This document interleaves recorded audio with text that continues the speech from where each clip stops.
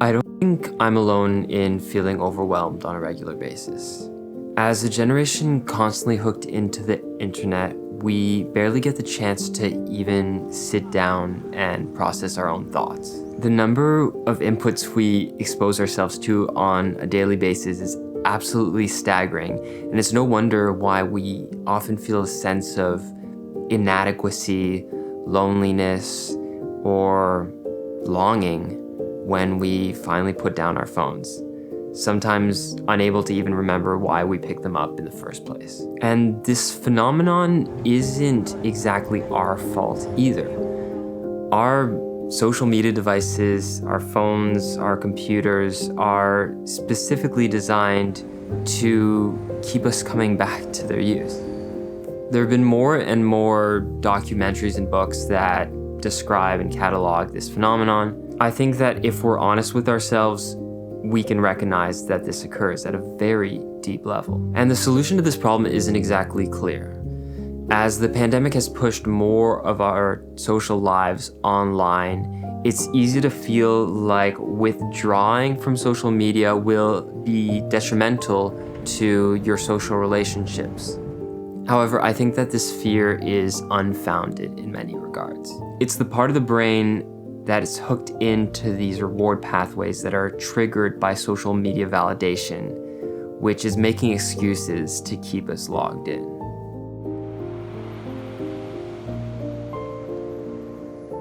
During the month of January, I underwent a digital declutter. So what this basically means is that I made an assessment of all the digital technologies that I use in my life, and I put them in two categories. Those that were absolutely essential to my life and the ones that weren't. Now, in this video, I'm going to highlight the reasons why I think that you should do the same and give you some guidance on how to conduct your own digital declutter. So I just want to give a disclaimer before starting and say that a lot of the ideas that are going to be presented in this video come directly from Cal Newport's Digital Minimalism. However, I'm not looking to make any money from sales of this book, and I'm not going to leave an affiliate link in the description. In fact, I thought that the book was very front heavy and could have been at least half as long. So hopefully this video provides all the information necessary that you'll need to be able to understand the reasoning behind these declutters and why they can be really beneficial to your life. This is with the overarching goal of adopting a minimalist mindset when it comes to my digital life. A philosophy of technology use in which you focus your online time on a small number of carefully selected and optimized activities that strongly support the things you value, and then happily miss out on everything else. So this definition of digital minimalism is founded on three core principles.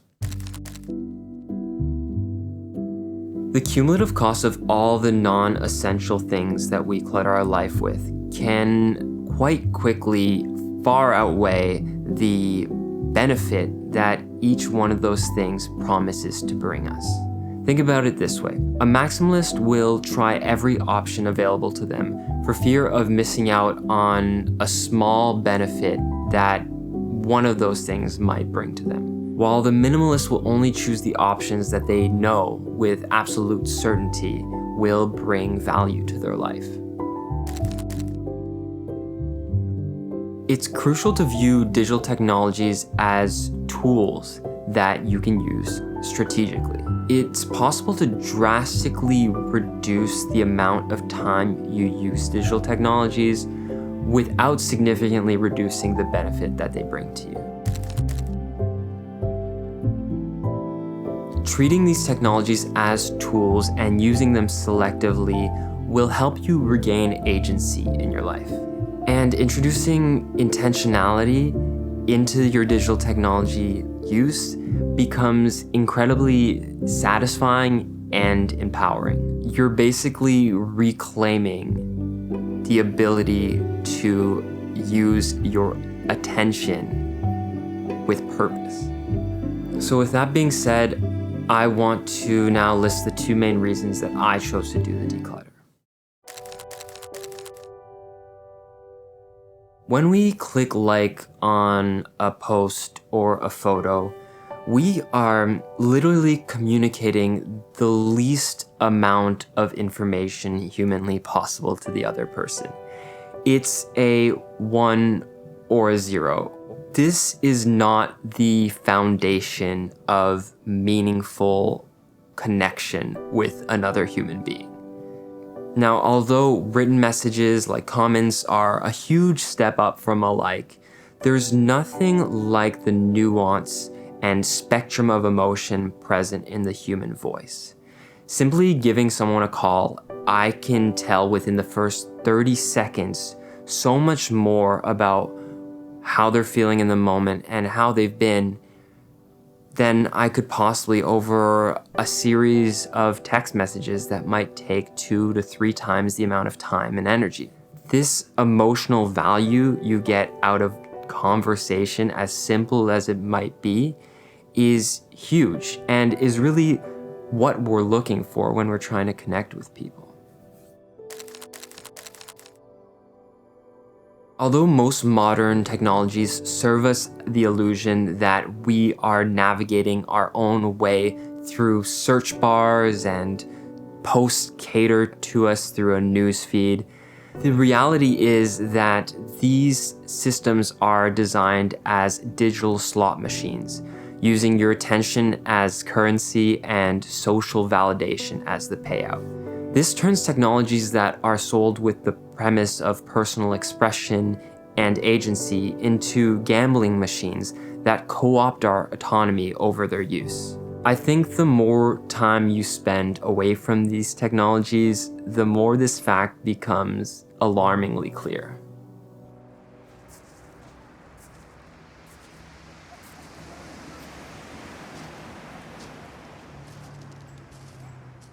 So at this point, I want you to sit down and write out all the digital technologies that you use on a regular basis. I mean it. Take a piece of paper, a pen, and list them all out.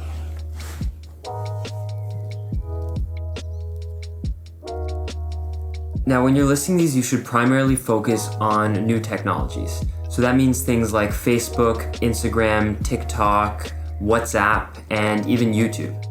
On my list, I even included Netflix because I found the way that their browse feature feeds you information is really analogous to Facebook's newsfeed, and I wanted to rid myself of any sort of external stimulus that would influence my choices of what content to watch.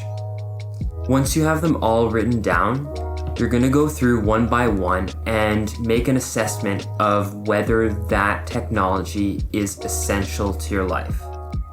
Now, what I mean by that is whether the removal of this technology would be immediately detrimental to either your professional or your personal life. So this would be something like getting fired from your job or not being able to pick up your kid from school. If some of these technologies are essential for certain purposes but not for others, you should write an operating procedure that will dictate how you go about using the technologies.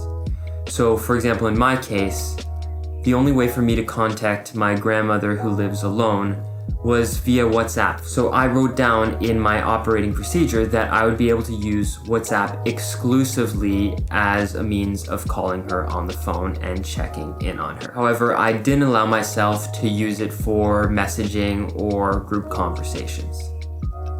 I obviously can't cover every technology in this video, but it's very important that you be strict and critical when making these evaluations. Don't let the fear of missing out fog your judgment when making an evaluation of what technologies are absolutely essential to you. Make sure to have full clarity of your rules and review them daily. It's only 30 days. It's really not that long. And if you don't want people thinking that you've just fallen off the face of the earth, I suggest letting them know in advance that you're going to be doing this digital declutter. I know that when I spoke to my friends about it, it actually sparked conversations about everyone's relation to social media, and I think inspired them to reevaluate the ways that they were using it in their lives. For the first couple weeks of your digital detox, it's going to be difficult to follow your rules, and there are going to be moments in which you really don't want to. But I promise you that it does get easier and it is worth it. It's important to remind ourselves that this isn't some sort of productivity hack that's going to reinvent your life overnight. This is a process of gradual change where we make evaluations about the things that are important to us and we discard the rest. During this time, I highly suggest aggressively seeking out higher quality activities to fill the abundance of time that you're going to find yourself with. This could be anything that you've been putting on the back burner, like going for a run or reading that book that's been sitting on the shelf or picking up your guitar, practicing. Take this time to genuinely experiment and explore things that you haven't done before or haven't done in a long time.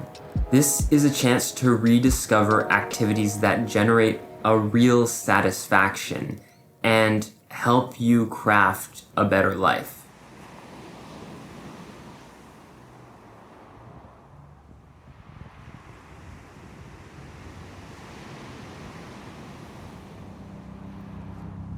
About 2 weeks into my own declutter, I felt an overwhelming sense of optimism as I was no longer comparing myself to this curated version of the lives of other people, and I found myself having room for thought, not being burdened by incessant inputs of information. Instead of growing distant from people in my social circle, I reconsolidate a lot of bonds that had been weakening over time because I simply hadn't been taking a moment to give them a phone call and speak to them. I reached out to so many people and heard the full spectrum of emotion of their voice and got a deep sense of how they were doing and how they've been in a way that would never have been accessible to me had I simply seen the version of themselves that they were putting on social media.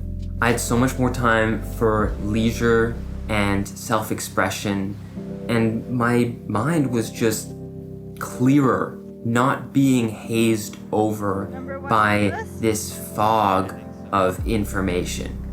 Our time and energy are some of our most valuable resources.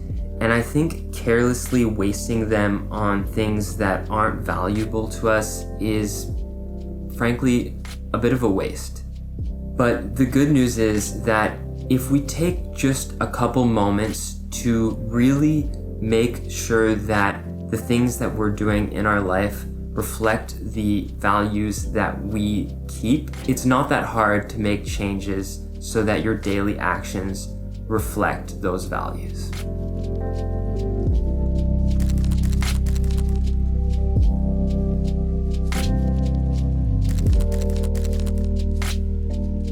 In part 2 of this series, I'm going to be discussing the ways in which I started to reintroduce digital technologies into my life, the ways that I stumbled and faltered along the way, and the balance that I've found by treating digital technologies as tools that I can utilize with autonomy to benefit my life. Until then, let me know if you have any questions in the comments. Good luck and enjoy the